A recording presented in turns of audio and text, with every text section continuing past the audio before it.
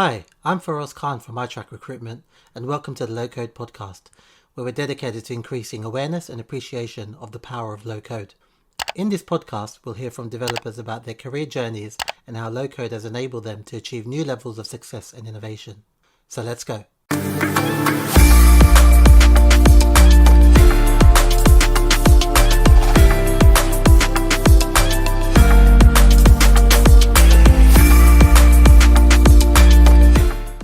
Hi, Jan, how are you?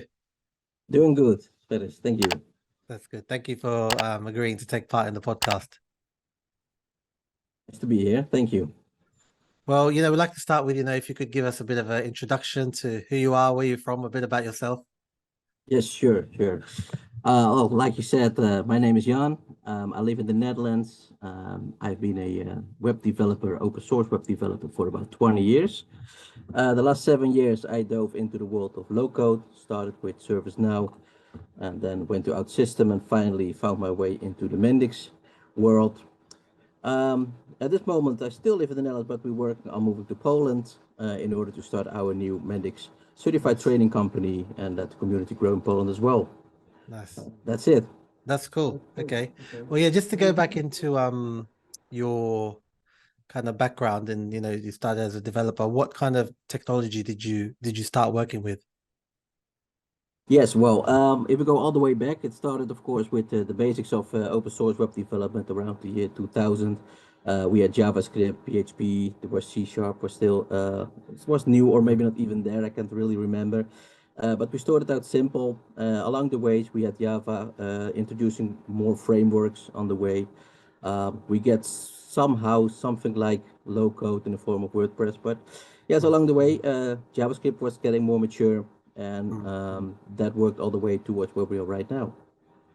And you said you started your first kind of proper low code role was working with ServiceNow. Was that something that kind of was presented to you, or you applied for a job that was offering that kind of role? Like, have you heard much of low code beforehand? No, ServiceNow was the first introduction for me into the low code world.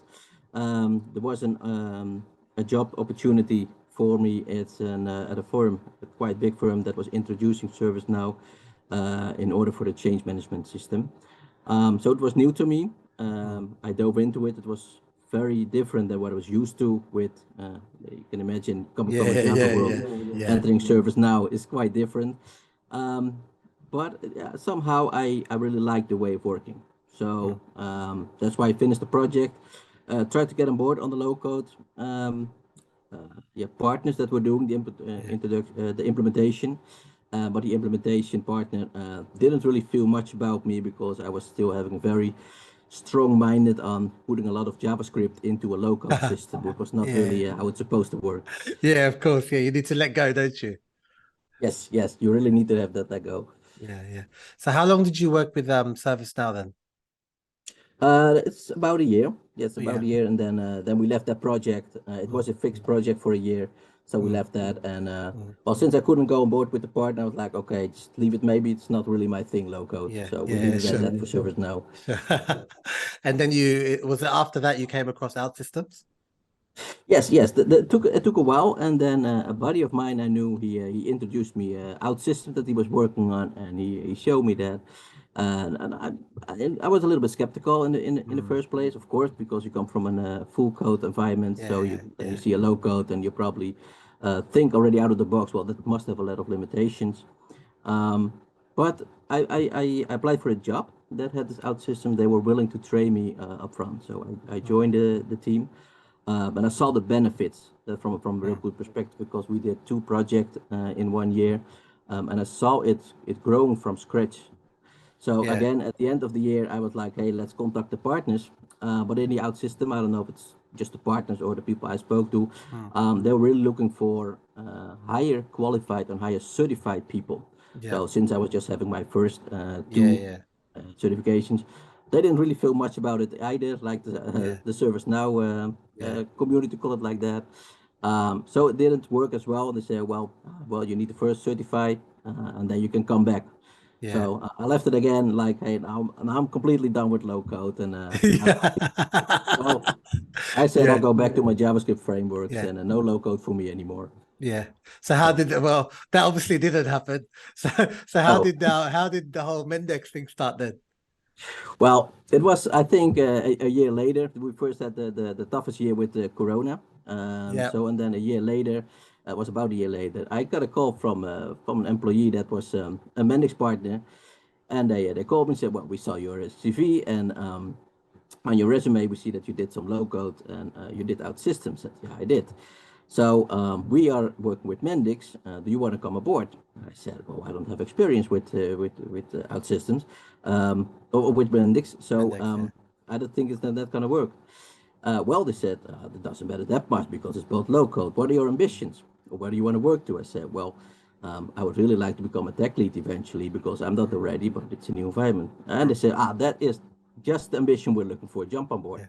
So I Yeah. was like, "Okay, wow, this is gonna work." So Yeah. then I was into the Mendix community. I that changed a little bit because Uh-huh. it was a completely different community, Mendix. The onboarding went faster, and well, look now, 2.5 years later, I'm a Yeah. certified expert developer, and I Yeah. must say, a lot of the things why it goes so fast for me and smooth is really have to do with the professionality of Mendix Academy, Yeah. and the community itself. Yeah. That Yeah. really pushes you forward. Yeah. Yeah. And So. for someone who kind of, was so skeptical, Mhm. at what point in that journey were you like, okay, yeah, I'm happy with low code. Low code's the one for me. Yes. Well, there were, of course, a few steps. But I remember one specific moment. It was that um, when I was working on a certain screen, and I can't remember the details, but a colleague was sitting next to me and said, "No, no, you have to do it like this. Just go to your entity, right mouse click, and generate page." I was like, "No way." So I did it, and you had Yeah. just two pages, an overview and an input page. And I was like, why man, why did I know this earlier? Because Yeah. that is so, it's always boring to build forms, especially in Yeah. JavaScript. So because you Yeah. always do the same. And when I was, yeah, that was really a moment. I was like, okay, maybe I should give this an opportunity now with Be Mendix. more So open-minded. Yeah, cool. yes, And yes. kind of going on from that, in the time, obviously you've used three different platforms. Obviously, Hmm. Mendix is the longest. Kind of in the Mendix side of things, what's something, apart from that thing that you just mentioned, what are some other things that, when you were using it, thinking like, wow, this platform is like amazing. It's a game changer. Yeah. It has two ways from a developer perspective. What I really like about it is that the onboarding is easy. So with just a rapid certification, which doesn't take so much effort in order to gain it, you can do already a lot of things within your team. Mm. And that really is beneficial when you, when you know the Mendix philosophy, bringing IT and business together. I've seen it from my own experience. If we come to I've worked a project for a company that was selling trees in the east of the Netherlands, and Yeah. there was a huge process because they're having a few thousand trees, I think up to 30,000 trees per year, and it's an amazing infrastructure they have inside. So we came with Mendix, we introduced Mendix. They know what it was, but nobody knows how to develop. So you come there with your team, but you're not having a team that says, "Well, give us the input." Now you embrace the business, and you have the person that knows the process. He's part of your team. He's not maybe tech savvy in Mendix, but it doesn't matter. He's an expert on his field, but he's part of your team. And that really shapes an organization in a different way than I was used to. Like you come with your IT team and you have conversation with that person and another person and a project manager and some kind of a suspect expert matter. But with Mendix, that's different because you just get the experts on board and you just learn them a little bit. Just Mm. rapid level is enough, and they can express themselves, of course, like, "Hey, this is how the process needs to be," and you give it to the on the rapid level, of course, and then you give it to an intermediate, for example, on the front, and they build security and they build the architecture and they take a lot of things. So that was really a way that think, "Hey, this is very unique from Mm. everywhere I've been so far." Is that Mendix does not replace a process or a person? No, it's embraced it. It takes it on board. Mm. So that was really, yeah, that was really amazing how I saw that happening. And it's not for one Yeah. project or several projects that I see. Hey, it's not only the way how you attack a project yourself or how you approach a project yourself. It's really something that Mendix more or less facilitates. Like, hey, get the people that are the experts on board in your team because that's where it's all about. Yeah. And yeah, it's good how kind of, yeah, like you said, the community play a big part in kind of all these things as well, and Yeah. really kind of getting developers up to scratch. And it's good to, hear about obviously you were done with low code, and it sounds like the experience you had with the community side and support side is Mm. what has helped you stay in low code and continue the journey where you probably would have been back in traditional. Yes, yes, yes, definitely, definitely, and especially when I look now back at the community of Mendix, the good thing is that somehow everybody knows each other, and maybe our Yeah, bosses on the top are competitors, and that's yeah, fine. But yeah, when I, for example, have really questions, I call my buddy from another company, yeah, and they yeah, help me because once we were colleagues, and maybe in a few years you're colleagues again, so you don't yeah, know. So exactly. Yeah, everybody yeah, help each other, and also Mendes facilitates this very well with its forum, yeah, where everybody can post questions and everybody can answer questions, and that brings the community, yeah, all together as let's say if you are a company and you want to hire a Mendix team. You're not just having your own developers. You have a yeah, completely community with thousands of developers behind you, more or yeah, less. yeah, yeah. I think it's also good that, I think when there are kind of face-to-face events, even though you might physically meet someone for the first time, you kind Mm. of know a lot of people already because you've been dealing with them, speaking to them on forums and advice and things like that as well. Yeah. Yeah, Yeah, and definitely. Yeah. When we come to an event, to the Mendix meetup, for example, yes, it's like that you see people for the first time in your life, but it's like you already know each other already yeah, because yeah, yeah, you keep engaging with each other all the time. yeah, yeah. Mm. And now since you've been using Mendix and platforms of forever kind of enhancing new releases, things like that. And you mentioned some of the things that, you're really impressed by. What things are you kind of, looking forward to in the future to see, or even it might not even be in the pipeline, but, Mm. what are things that you'd like to see in the platform in the future? Yeah, what I'd like to see is a further or more steps into how to get business and IT together. I see there were already very beautiful steps already taken. Um, so you see that with, for example, they built epics into it, is how to bring your Scrum Master and your product owner already into the system. So you see already that they don't have to have their own backlog or their own system. No, just bring them into Mendix, merge it with the business, and that are very nice steps. You see also the UX designers.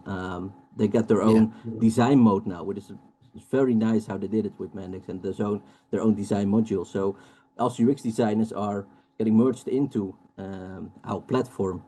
So we see that more roles that are normally yeah, they belong to your project but not fully embraced in your project.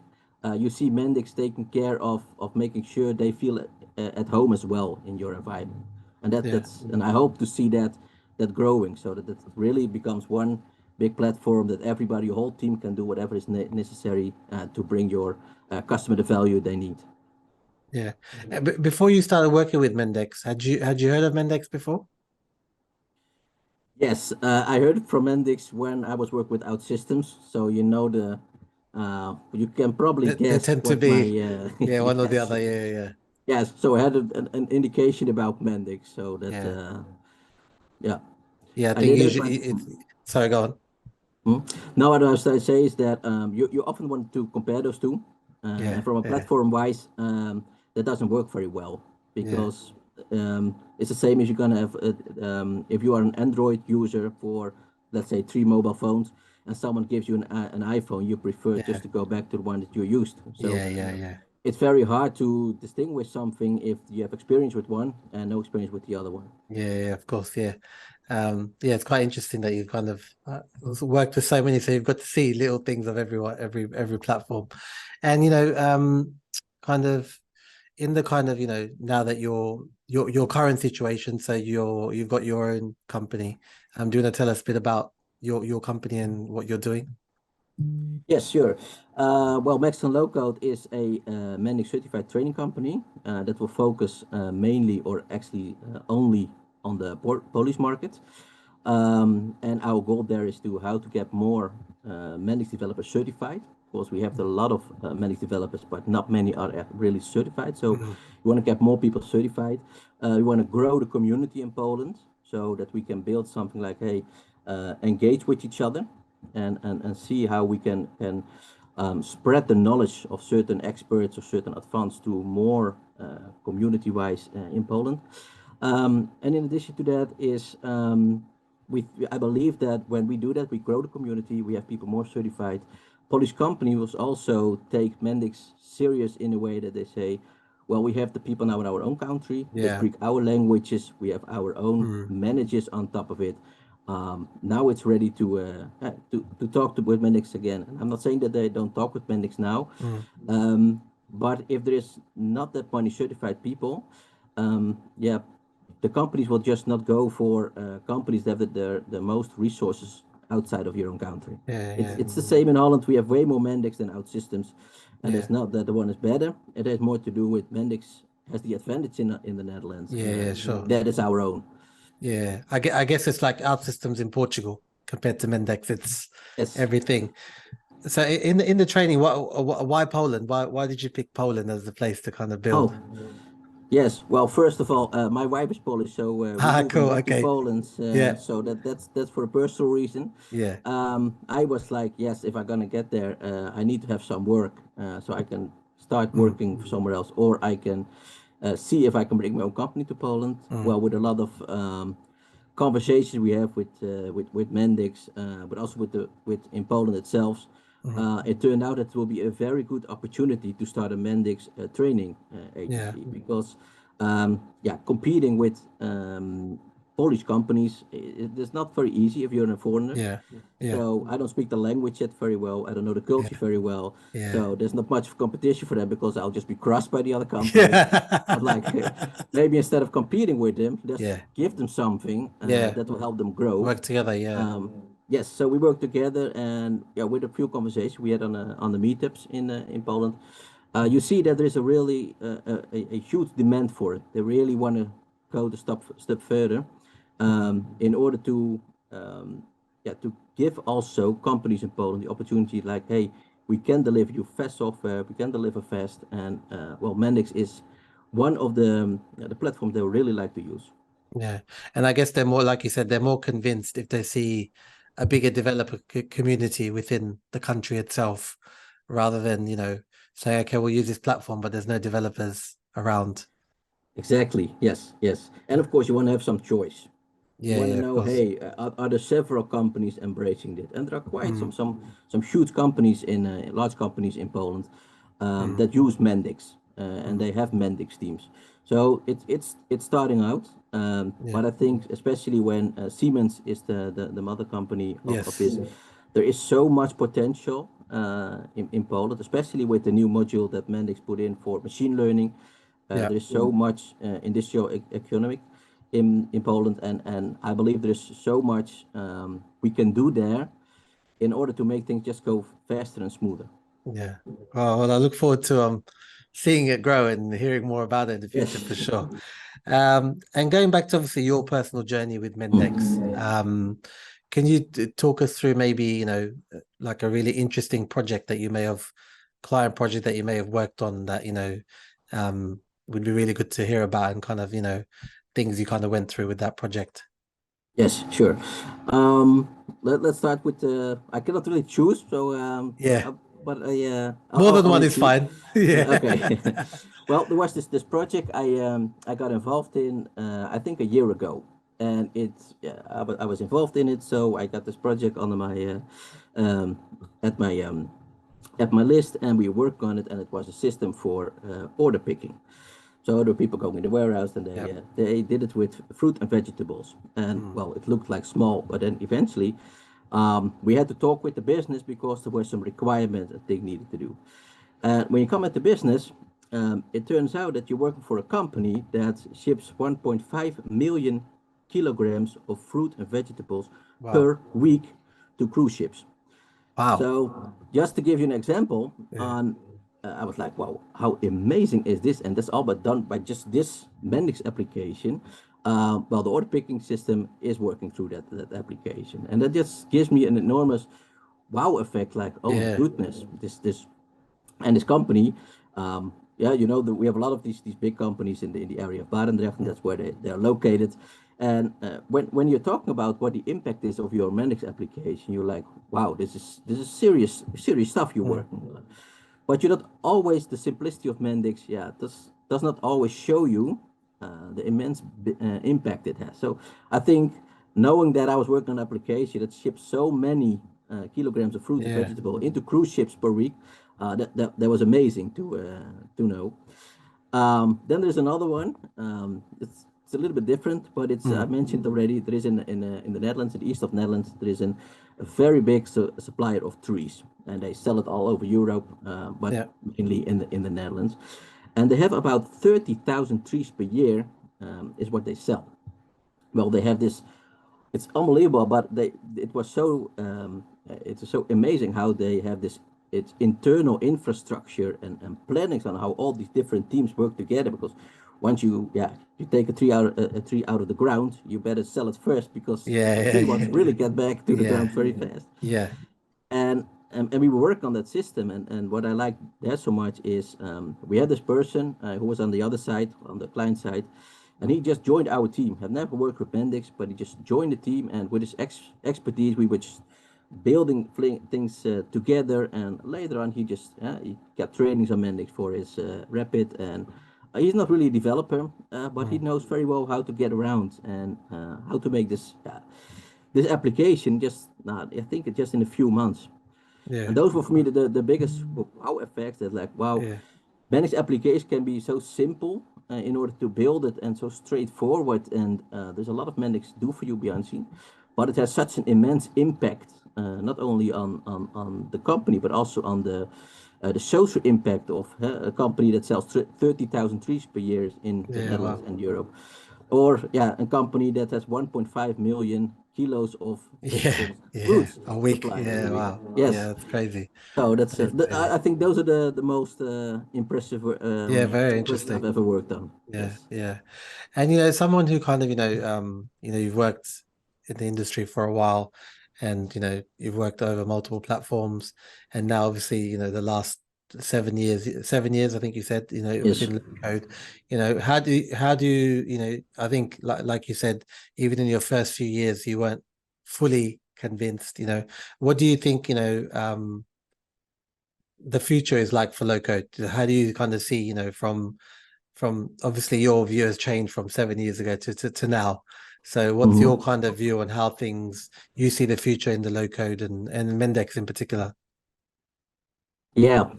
Well, that's a tough one. I think that low code is taking a very particular niche of the market, and especially the niche where business and IT can be merged. There are so many IT projects and system developments, like firmware, like database engines. You simply cannot replace it by low code, because they Mm. have this.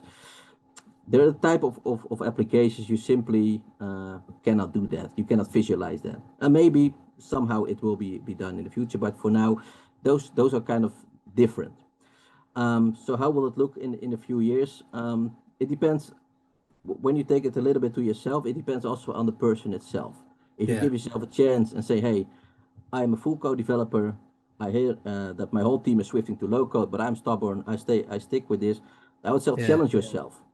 yeah, Take your last module that you built, or your last application, and try to rebuild it in low code, and see what your findings are.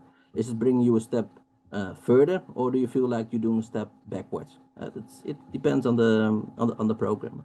yeah, And I think those kind of exercise need to be done way more. Let people see what is new, because if there is a new update on your own platform, everybody wants to have the newest feature. But when there yeah, is a new update, but it's just a little bit different, oh, we don't want to do that because it's low code, and low code sounds, well, the name itself is low code and high code. mm, So if you want to go for low or high, there is something also within the name.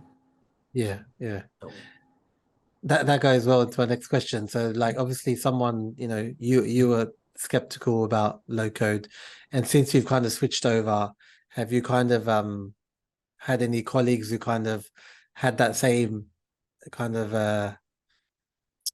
vision, like kind of same opinion on low code, who are still working in traditional, that you had to kind of, you've spoken to and tried to convince to give a go? Yes, of course. I have a few. And the main reason is, and it's quite a valid reason, is imagine you're working on a platform or on a certain language and you're very good at it. You say you really got to expert level, you make a certain salary on it. Yeah. So if you jump to low code, you probably have to drop in your salary as well. Mhm. So if you say, hey, I see an investment for myself, I'm gonna drop in my salary. I know I have to step back a little bit because I have to learn this platform, and then I'm gonna, well, make it Yeah. later back. That's an option, but it's not only like that. The developers think like, hey, the platform is less capable, but you need to have a family to support. You're Yeah, not yeah, of course. very easily when you're, let's say, you're 35 or in your 40s, to say, hey, Yeah. let's take a step back and start over again. Yeah. So for me, that was not really the case. For me, it was Yeah. more like, hey, I'm good what I'm doing. So why change in the first place? Yeah. Yeah. Yeah. Now you went to low code. You said, well, I'm still, yeah, good in what I was doing. Now I forgot, but now I can go 5 times faster. Yeah. So Yeah. that's but you don't know if you don't try. That's why I was like, hey, if you're a low code developer and you feel kind of like, hey, I don't know about low code, just try it. Just rebuild something you ever built and do it in low code. It's for free, especially Mendix. It's all for free, so you lose nothing, maybe an hour, Yeah. and then then you have then you test it for yourself and you have a choice to make. Yeah. That's what I And I would think it's suggest. good. Yeah, I think it's good that obviously the platform's free and it gives people the chance. There's no excuse really, is it? They can download it themselves and just at Yeah. least give it, and like you said, they can build something that they've done in the past and see the comparison themselves rather having someone like you having to convince them. They can kind of hopefully convince themselves. Sure. Yes. Now that's exactly the point. You cannot convince anybody. And to be honest, how do you want to someone convince? Well, I don't need to convince them because it's not really my problem if somebody wants to use low code or doesn't want to use the low code. It should be said if you see more and more companies switch over to low code, but just a few people that are not really happy with changes or think it's difficult to change or like I said, the salary gap is maybe too much for Mm. in order to relearn something. Just try it. Just try a challenge and see how fast you can. Not everybody that is full code starts all the way on the bottom. I had the same with Mendix. I learned very quickly through the whole process because I knew how to develop an application. Yeah, So not every full coder starts at a junior level. They can yeah, probably need to, yeah, they learn a few tricks about the platform, but then yeah. it goes very fast because developing application is everywhere the same. Yeah, I guess another thing that can kind of give them confidence is you touched on it, there's more and more customers using low code and then big brand names that, you can Yes. hear they're purchasing, low code and using, if you look at Mendix, there's so many big companies that use Mendix. So that should alone be able to convince someone that, okay, well, if these big companies are investing this money in this platform, surely Yes. it must be offering something good. Yes, no, I totally agree with you. Yes, that for sure. Yet there are a lot of IT person. I think every brand says that are so focused on their work, they don't see much further like who they're doing it for. Yeah, yeah, So yeah, that's yeah. not every IT person is so triggered to see it. But I totally agree with you. Is that if you see which big companies like also government and Yeah, semi-government, yeah. you really see that the really big companies they're going to low code. Mhm. It's really a movement that I hope will continue to grow. Yeah. It's great that, you kind of at the beginning of your low code journey, you had a lot of challenges and you've tend to you've managed to stick with it and Mm. kind of, now that's led to you starting a training, business in Poland, which, obviously never would have happened if you kind of just dropped it and said, okay, well, it's not for me, So it's funny how low code has allowed you to offer something and kind of you've really embraced it. Yeah, I totally agree with you. Yeah, that was when I quit with the OutSystem, and it was for me like, okay, now never low code again. That's it. Yeah. And it was always something very intriguing. I knew there was more Yeah. under the hood that Yeah. I knew. And then yeah, I got this amazing job opportunity, like I said, from this Mendix partner. And from that it starts growing on, and yeah, then you see a community around you, and also the way how Mendix really encourage you in order to learn more in all kind of ways, with meetups, with the presentation, with presentation of Mendix itself, with hackathons. They have the learning paths. They give so many videos, instruction videos. There's so much that they really try to help you in learning the platform, and it's all for free. There's not many organizations that give free education. And I think that really took me over my skeptical and well, how long is this journey gonna take? Into where we are right now. Yes, and now I'm so happy with it that I can embrace it. That I would like to teach other people how to use. And I guess it helps that you're in kind of Netherlands, which is the home of Mendix, so the developer community there itself is very big. So for meetups and things like that, there must be really good turnouts. Yes, for sure. Yeah, the community in the Netherlands, I think it's the biggest. Of course, it's our own country. But we see still on other places in Europe and in England, in France, in Poland, we have the first communities. Belgium, of course. You see it growing. You see it spreading somewhere, or on certain location. We even have a team now in, I believe it's in Asia, it's in Singapore. Nice. You see a small community growing. And that's exactly what I try to say, is that Mendix community, it's not just a bunch of developers together, but it's a community. And the way how it's structured is just, I think it's just something like spreading, because everybody wants such a community that everybody helps each other. And that's the real beauty of it. And going into my final question, and probably ties into your plans going forward. But, kind of, what's your kind of, aspirations, plans, goals for the future? Obviously it'll probably be related to your training, but what are you looking to kind of, you got this move to Poland, what are you looking to achieve from that?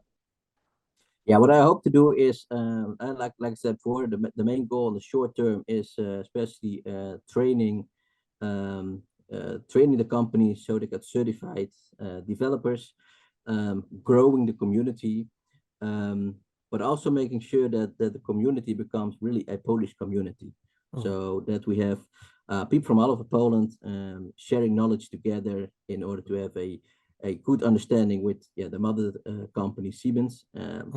I hope that and that's something I'm gonna work hard on, is we're gonna make this machine learning a strong part of Mendix.